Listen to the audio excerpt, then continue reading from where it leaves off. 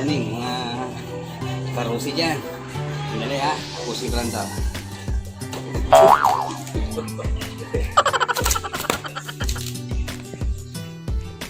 Sakit, nakakantog tayo. Ito mga karusi, mga ka-RFI, na isipan ko linisin muna itong si Honda Click natin at medyo napapabayaan na. Kaya i-review ko na rin sa loob ng 4 years kung ano nga bang mga naging issues ko sa kanya at saka kung ano pang magandang naging performance niya. Sige, sa personal ko lang na ideas, opinions, ay paliwanag ko sa inyo kahit paano at hindi naman talaga tayo marunong sa mga motor. Natutuwa lang ako kasi ang motor napaka gamitin sa akin, very useful. Talagang maraming beses na akong inano nito, sinave sa oras lalo na. Kaya samahan niyo ako at iyaan natin, review lang natin dun sa abot ng aking kaalaman. Okay guys, good morning ulit.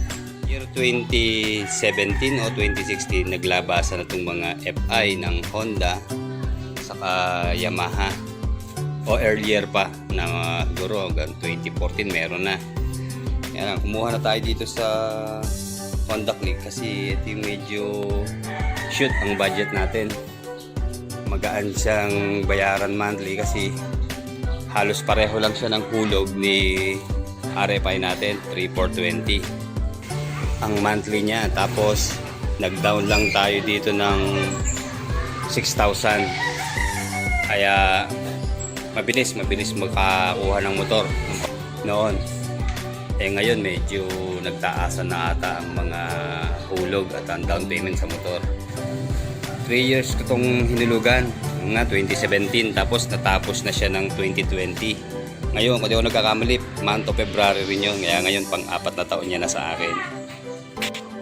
Unang issues ko dito kay Honda Click 125, ito yung version 1 ha. Itong kanyang ignition switch, dito tayo nagka-problema. Bali meron niyang 4 na wiring sa loob, merong 4 na paa yan eh. Yung dalawa nga sa electrical, saka sa mechanical yung dalawa. Yun, laging naglo-lose yun. Yun ang naging issue ko sa kanya. Kaya minsan natakbo ako, mawawala ng power. Bubuksan ko pa dito sa harap, susundot-sundutin ko. Yung pala, talagang prone siya maputol kasi nga medyo napansin ko maliit ang mga wiring niya. Kaya dapat siguro kung kayo, ewan ko lang ngayon yung mga bagong version ng Honda Click, yung version 2, baka naman improve na yung kanyang wiring. Pero yung version 1 talaga medyo dito ako nahirapan. Naabot ako minsan, tumitirik ako, nawawala ng power, ayaw na mag-start.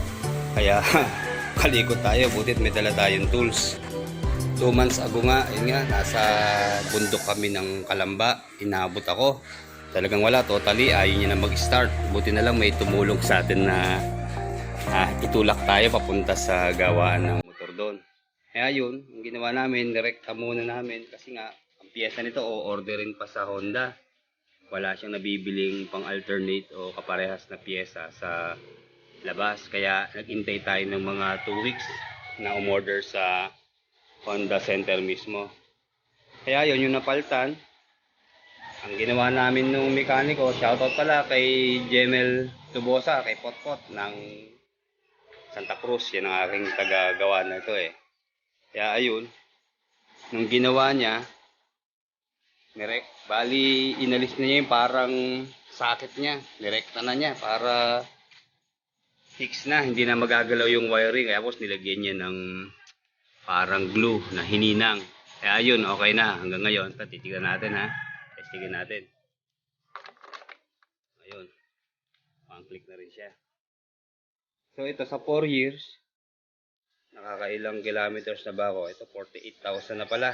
Medyo sulit na rin to sa akin. Kasi ito yung talagang service ko nung year 2017 up to 2020. Ito ang ginagamit ko talaga service sa Santa Cruz to Kalamba.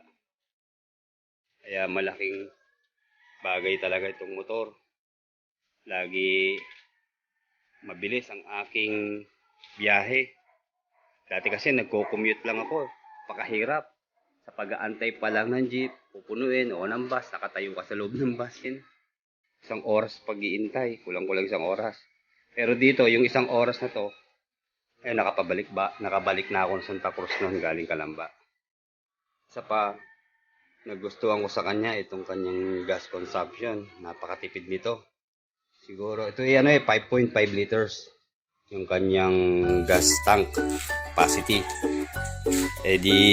Siguro, estimate ko lang yung full tank nito, 3 pabalik-balik ng Calamba, Santa Cruz.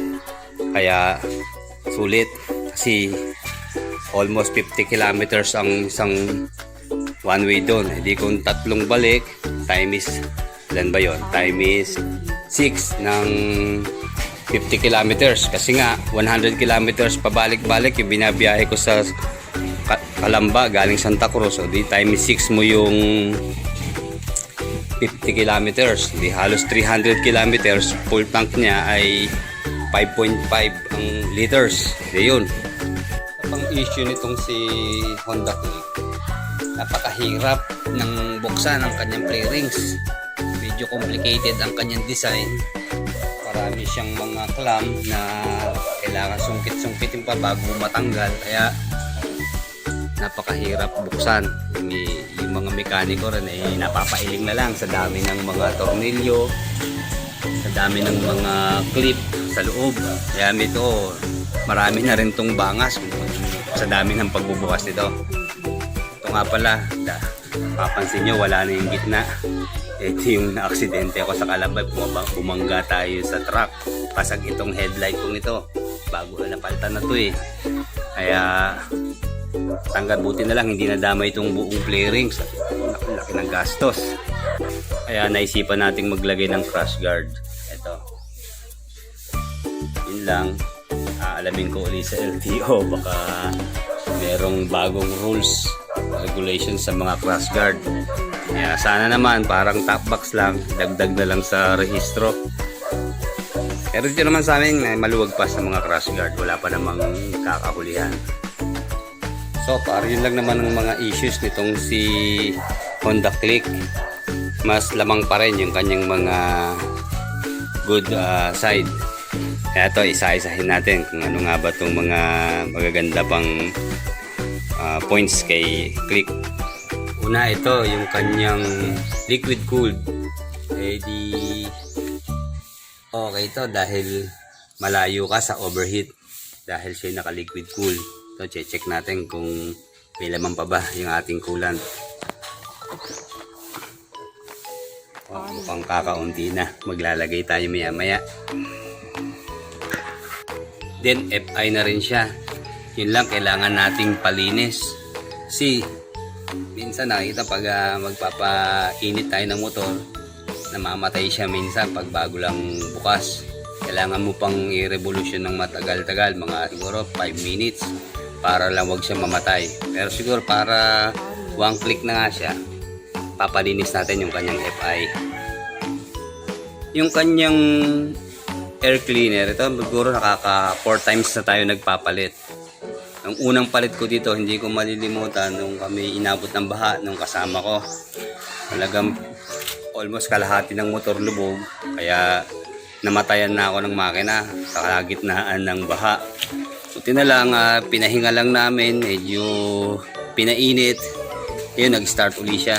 Kaya okay siya sa baha din, si Click. Sa gilid naman, bola lang ang pinaltan ko. Wala akong pinaltan sa gilid dito. Talagang bola lang aking pinalit. Siguro medyo malaking size, parang 14mm ata. Tapos meron din siyang idling switch. Ito ang purpose nito. Halimbawa, pag naka-on yan, inon mo yan. Yan automatic na mamamatay. Halimbawa, na traffic ka, na pahinto ka, yan ay automatic mamamatay. Siguro pag huminto ka ng mga 10 seconds, ay na monitor niya na 10 seconds ka nang nakahinto, pusa na siyang titigil. Siguro para din sa tipid sa gas, kaya ganun. Sa gulong naman, siguro naka 3 beses na rin tayo nagpalit. Ito, bali dati ang gulong ko yung 120 by 80 by 14 by 14. Ito nga pala yung sukat niya. Ngayon, binalik ko na sa dati. Medyo yung malaki kasi parang naiipit siya dito pag sobrang taba ng gulong. Pero ito, sakto na siya. Parang ang size nito ay 100 by 80 by 14. Then itong bags niya, pinaltan ko na yan kasi minsan nalubak tayo ng matindi. Nagkaroon to ng UP. Itong bags na to. Buti na lang may nakuha tayo sa marketplace na second hand na pang click. Kaya yun, napalitan natin.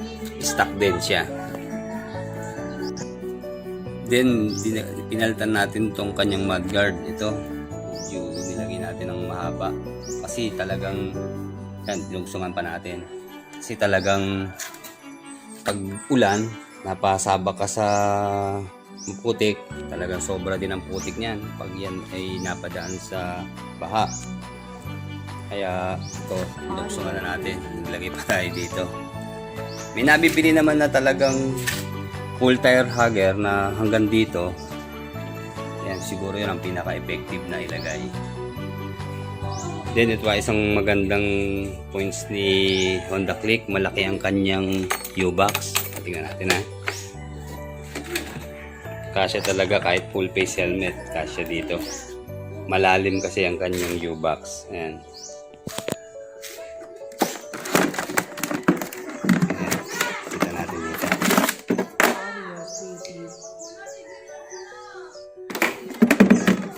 Ngayon lang natin siya na-review after 4 years. Kaya siguro nagtatampo na tong si Honda Click. Puro tayo si Are pa yung inasikaso. Kaya ngayon babawi tayo sa kanya. Ito mga kapatid, sa pag-upgrade o modified ng motor, ito personal suggestion ko lang. Napakalaking bagay ng kulay. Hanggat maaari, iterno natin yung kulay. Kung halimbawa ang motor mo katulad dito, halimbawa puti, pula, saka itim ang color combination niya, yung mga accessories na bibili natin, iteterno natin. Kasi magandang tignan yon. Halimbawang terno ang kanyang mga kulay. Tulad nitong ating axle cap, pinili natin yung itim saka pula. Kasi pag naglagay ka ng ibang kulay, halimbawa hinaluan mo yun ng dilaw, gold, o kaya blue, magiging fancy sa paningin yung motor mo. Pero kung siyempre, kung yun ang type nyo, okay lang yan. Talagang, naman natin yan. Karapatan natin yan. O, ito na si Bonso. Sige. Oh, ba't wala kang short? Nako. Kaya dyan ka lang Natapos na tayo. O, sige. Ano sasabihin mo? Ano yung hawak mo? Chicken. Turkey. Hindi. Rooster. Rooster yan. Okay, sige. Tuloy na natin. Okay. O, sandali lang Tapusin na natin. Kasi to yung mating niya, muhat nakakita tayo dito sa amin Santa Cruz, kompleto ang mga accessories Pera na lang talaga kailangan. Ito, yung nabili ko lang siguro to mga 300 plus. Ito. Yung kulay niya, tinerno nga natin, puti, pula, itim. Yan. Then yung seat cover, ganun din.